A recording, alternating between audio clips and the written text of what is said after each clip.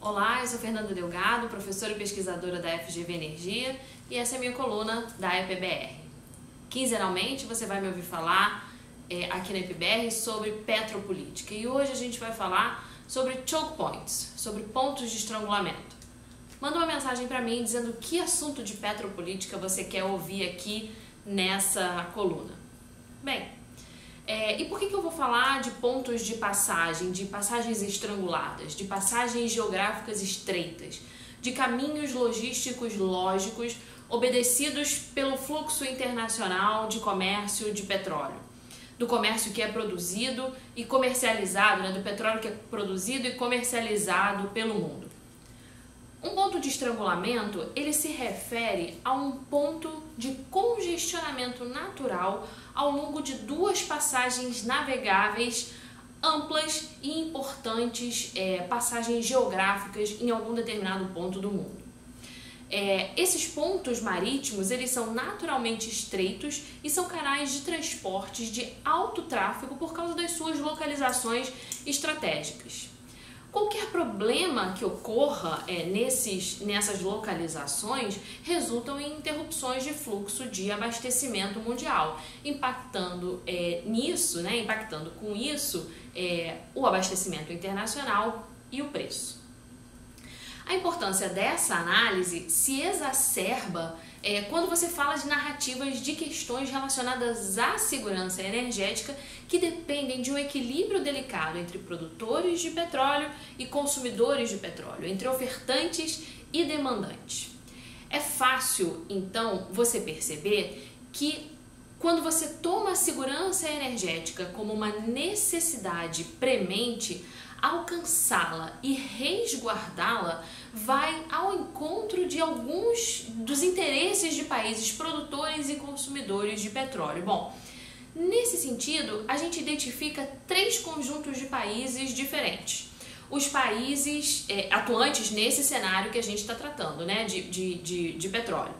Os países que são consumidores de petróleo e dependentes da importação desse recurso, os países produtores de petróleo e dependentes da exportação desse recurso, e os países de trânsito, os países cujos territórios, as áreas marítimas sob sua soberania são amplamente utilizados para ligar o comércio entre demandantes e ofertantes, entre compradores e vendedores. Bem, feita essa explicação estratégica inicial, são várias as rotas que existem de circulação de navios petroleiros e gaseiros pelo mundo e muitas delas representam delicados pontos de passagem que a gente chama de choke points, choke de estrangulamento, como eu falei. Esses estrangulamentos marítimos, os estrangulamentos de petróleo, cada autor dá um nome diferente, são caminhos congestivos de algumas famosas rotas marítimas, como eu coloquei. Existem vários desses pontos no mundo, a gente vai falar de algum deles só, porque alguns deles são mais famosos e, portanto, enfrentam altos conflitos, Eles estão em regiões mais conflituosas do mundo, regiões de questões de segurança, de ameaças terroristas, questões transfronteiriças, por exemplo.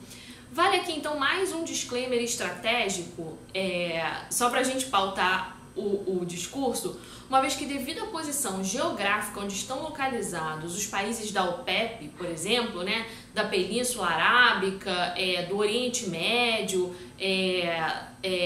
do Norte da África, por exemplo, do Chifre da África, os estreitos são a principal rota comercial dos seus membros para atender os mercados consumidores de petróleo e gás. Quando você está falando da saída para o leste asiático, da América do Norte e para a Europa. Isso se dá porque esses países, mesmo que os seus membros tenham, os membros da Organização dos Exportadores de Petróleo, eles tenham acesso direto ao mar, nenhum deles tem acesso direto ao oceano aberto.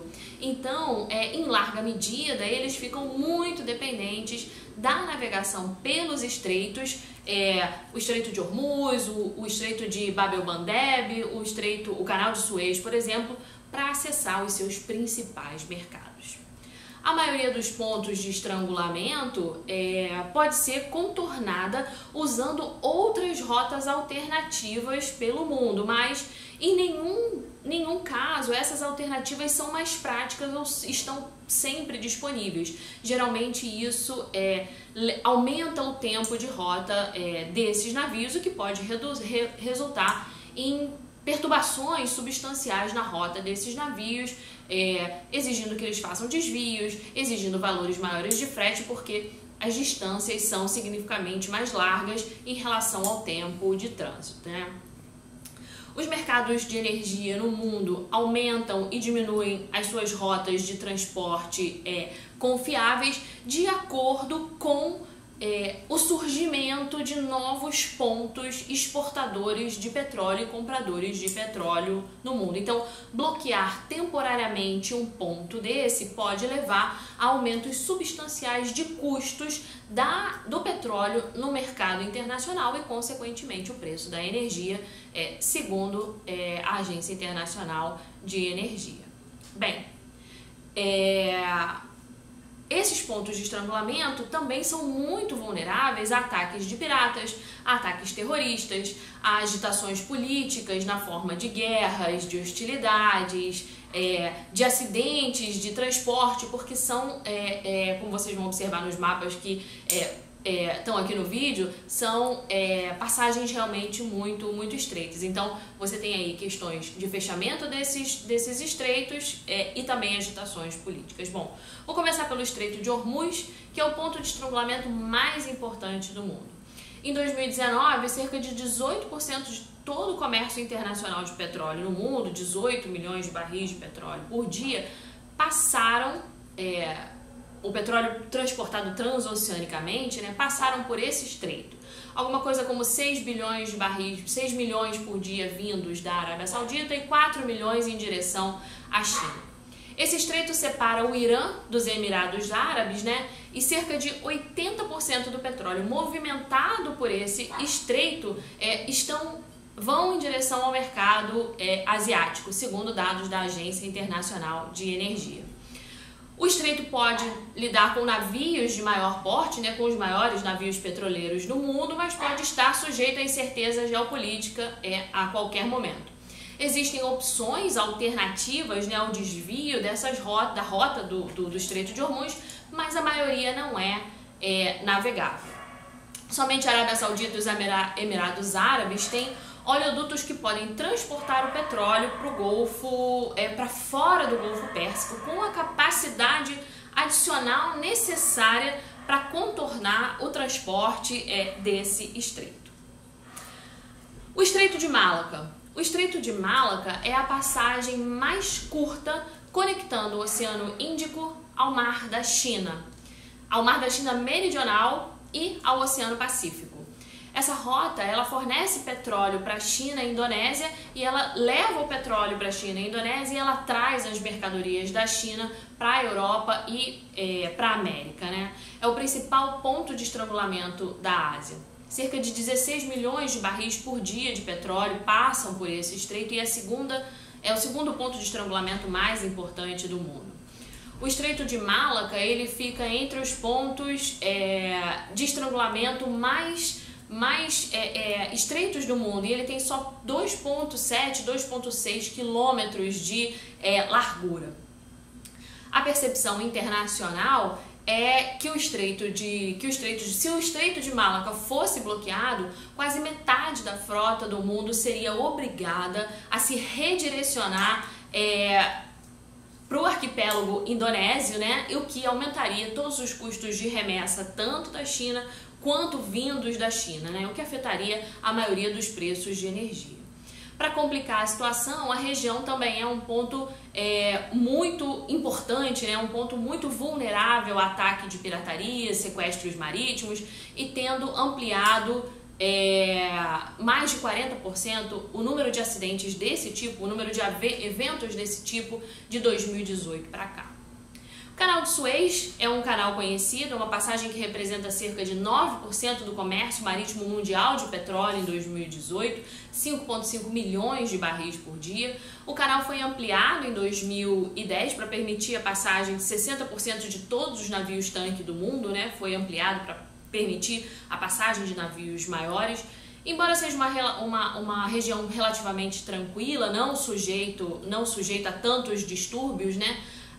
A queda do presidente do Egito em 2011, né, nunca deixou de representar que pudesse haver algum problema na região. A segurança continua sendo um problema na região e um ataque planejado com foguetes e navios de uma carga pela região foi frustrado em 2013, foi o último evento noticiado na região do Canal de Suez. O estreito de Bab el-Mandeb, se ele fosse fechado, ele poderia impedir que os navios-tanques do Golfo Pérsico chegassem ao canal de Suez. É um estreito que chega a um canal. E teriam que ser desviados para o Cabo da Boa Esperança, que é outro ponto de estrangulamento do mundo também.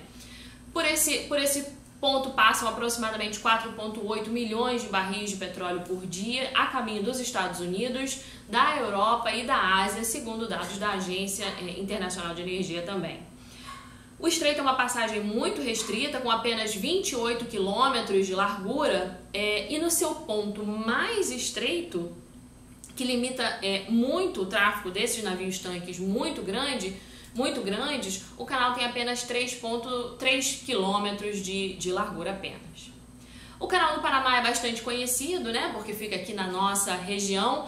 Ele não é um canal, na verdade, né, é uma rota construída, né, pelo governo americano. Sua expansão recente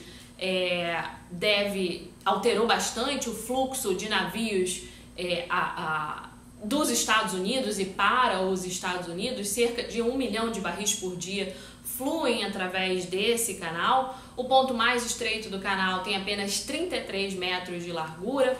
A China tenta sempre se desvencilhar da utilização desse canal. Os superpetroleiros precisam evitá-lo completamente, porque não tem como passar, mas foi protetorado americano até 1999 e agora voltou a pertencer ao Panamá.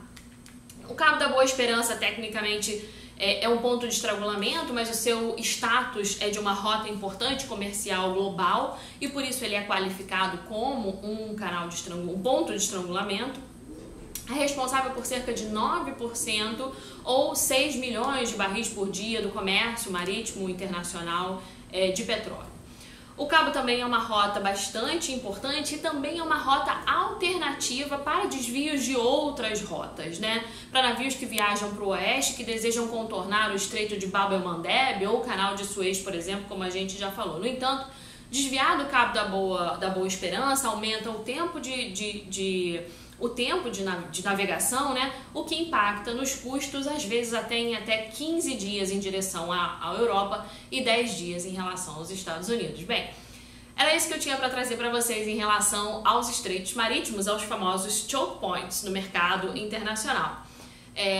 Deixa seu recado aqui para mim, me diz o que você quer ouvir aqui sobre petropolítica. Eu sou Fernanda Delgado, da FGV Energia, e essa é minha coluna na EPBR. Obrigada!